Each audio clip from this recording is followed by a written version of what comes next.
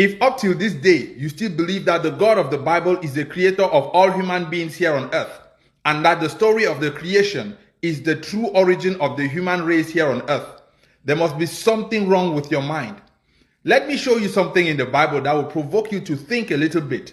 And in order for you to fully grasp what I'm about to show you in this video, you must put on your thinking hats so that you can fully grasp what I'm about to show you in this Bible. Quickly, let's go to the book of Genesis chapter 4. But before we go to that reading, let me set a precedence. The Bible says the first man God created was Adam, and out of Adam came Eve. Adam and Eve had two children, Cain and Abel. Already I don't understand why Adam and Eve should have two male children. When we are in a disposition where we need to multiply and have more humans on earth, at least God would have given them a male and a female so that the male and female can marry themselves and have more children. So we have 4 people living on earth, 3 males and 1 female. All right. The Bible says Cain killed Abel. At this point, we have 3 people living on earth. 1 female, 2 males. Now let's go to Genesis chapter 4 verse 15.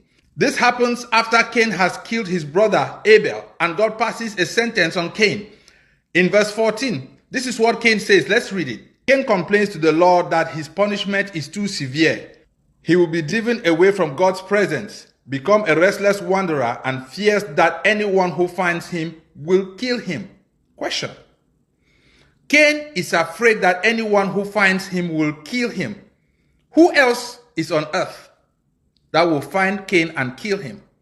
Because the Bible says after this, God sent Cain away from his presence. So Cain became a wanderer on the face of the earth. Cain is afraid that someone who finds him will kill him. We have 3 people living on earth, for goodness sake. Who is this other person who is going to find Cain and kill him? I want you to be using your brain. This should already tell you that there were more than 3 people on earth. There were other people who were living somewhere. The Bible does not talk about that. Let's continue. Verse 15. And the Lord responds that anyone who kills Cain will suffer vengeance 7-fold. And the Lord places a mark on Cain so that no one who finds him will kill him. Okay. So this even confirms further that God knows there are other people who are on earth. And as Cain is wandering up and down the earth, these other people might find him and kill him.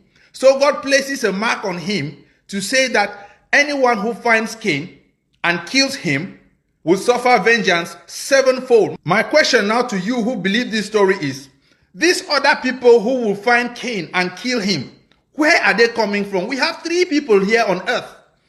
Adam and Eve and Cain. Cain is going to be wandering up and down the face of the earth. So who is going to find Cain and kill him if there is no other person living somewhere? I want you to answer. This is a clear indication that that story of the creation of the Bible is not the true origin of human race. There were other human beings who were living somewhere. This is just a fairy tale. This is a folk story, the kind of stories that we used to tell kids to put them to sleep. This cannot be the true origin of humankind here on earth, because the story itself contradicts itself. To even go further, the Bible says Cain went and settled in a land called Nod, and he knew his wife, and they had a son called Enoch. Where did this woman come from? Remember, we have 3 people on earth. We have Adam and Eve and Cain. So Cain wanders away into a land called Nod and marries a woman and has a son. That woman he got married to, where did that woman come from? Can you put on your thinking hats and try to see that these Bible stories are fairy tales? They cannot be true.